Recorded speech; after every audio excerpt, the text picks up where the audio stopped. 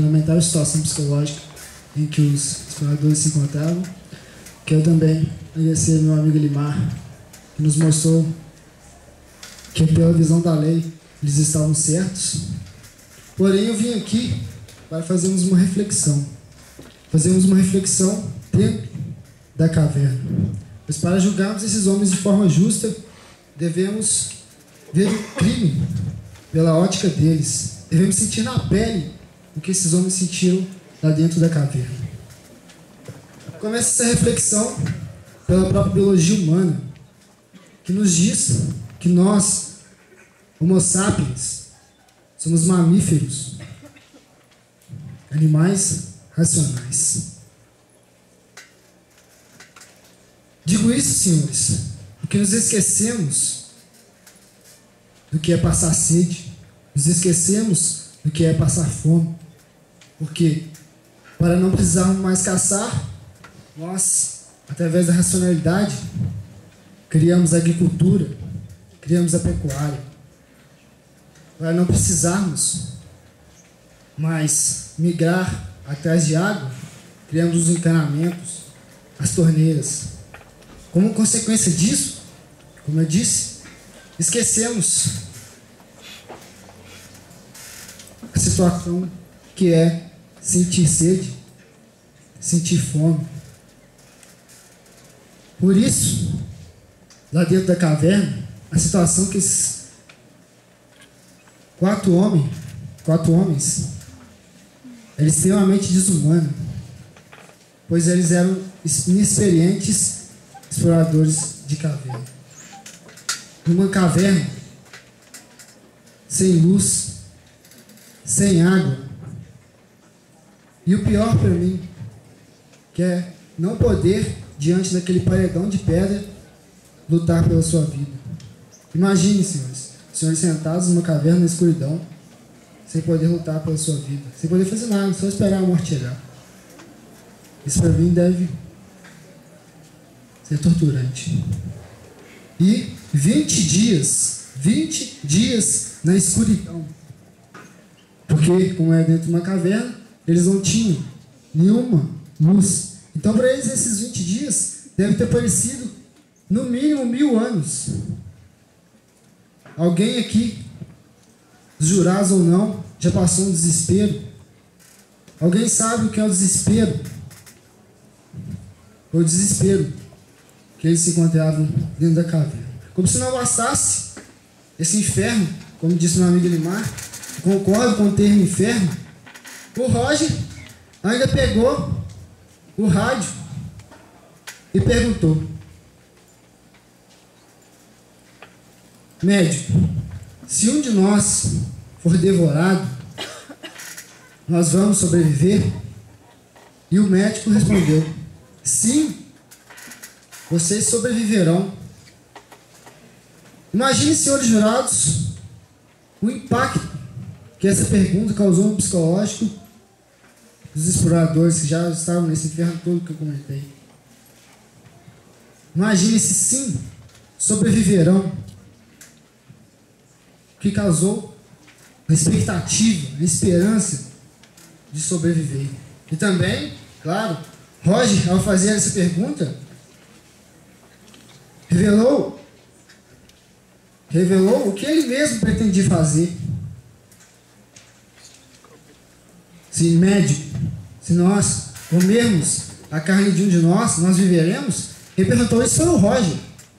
Então ele mesmo já pretendia fazer isso. E não, como diz a acusação, que foi um ato de egoísmo. Então, primeiramente, foi um ato de egoísmo do próprio Roger, porque quem propôs foi ele. Foi ele quem falou.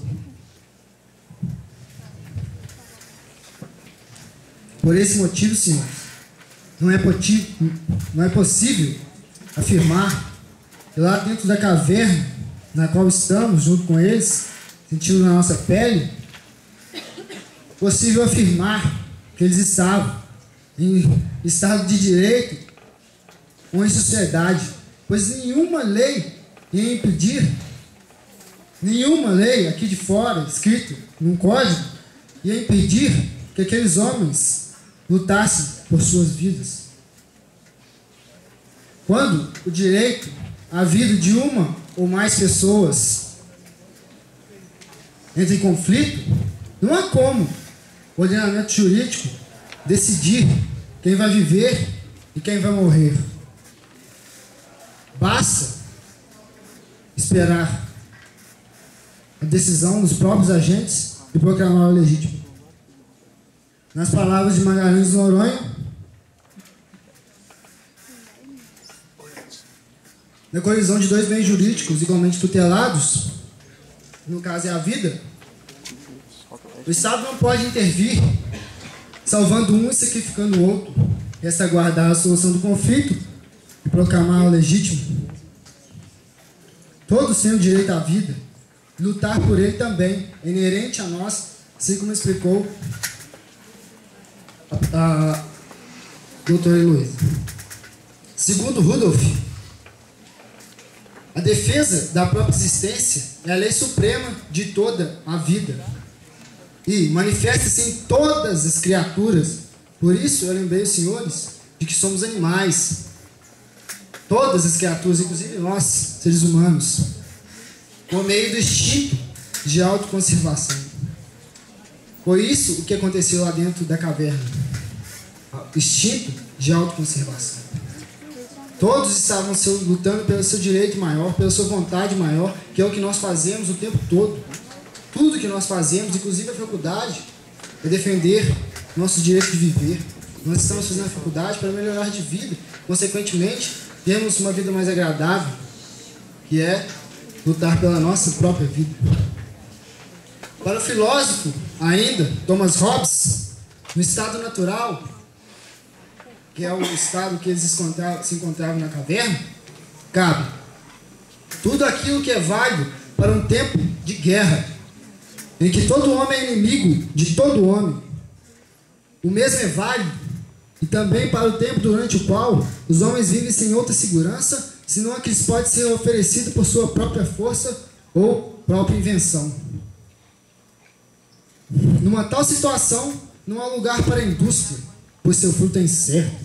Consequentemente, não há cultivo de terra, nem navegação, nem uso das mercadorias que podem ser transportadas pelo mar. Não há construções confortáveis, nem instrumentos para mover e remover as coisas que precisam de grande força. Não há conhecimento da face da terra, nem computo de tempo, nem artes, nem letras. Acima de tudo, senhores, não há sociedade. E o que é pior do que tudo, um constante temor e perigo de morte violenta. No estado de natureza, senhores, Thomas Hobbes afirma que a vida do homem é solitária, pobre, sórdida e curta. Apresentei aos senhores 3 pensadores. Para mim, essa definição de Thomas Hobbes do estado natural não é nada mais que a explicação ou o conto de outra maneira dos exploradores de caverna, pois tudo que consta ali aconteceu no caso que julgamos hoje. Portanto, eles não mataram porque existe uma malignidade metafísica na nossa alma, que nós, seres humanos, somos maus, porque num estado de necessidade, eu roubo para não ser roubado, eu mato para não ser morto. Quero ainda, senhores jurados, fazer uma segunda reflexão acerca da opinião pública, porque os senhores, quando investidos do cargo de jurados, representam a sociedade da qual fazem parte, representam o povo. E foi feita uma pesquisa que consta no livro dos autos do processo com a seguinte pergunta: o que pensa você que a Suprema Corte deveria fazer com os exploradores de caverna? A população já inocentou ao responder que 90%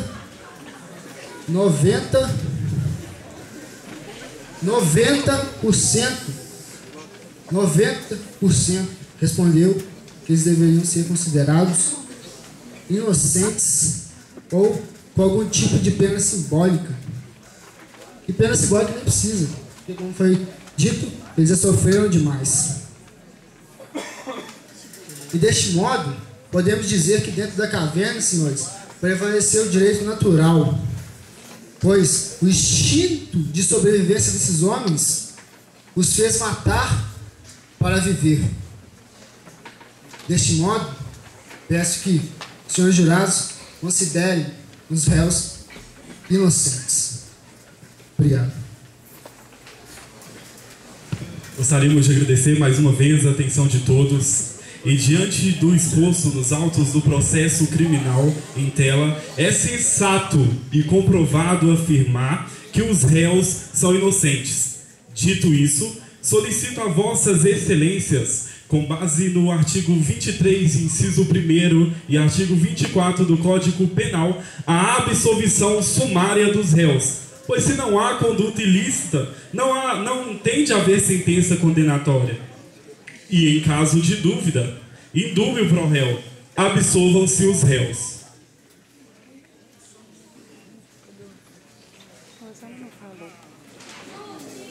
Justiça!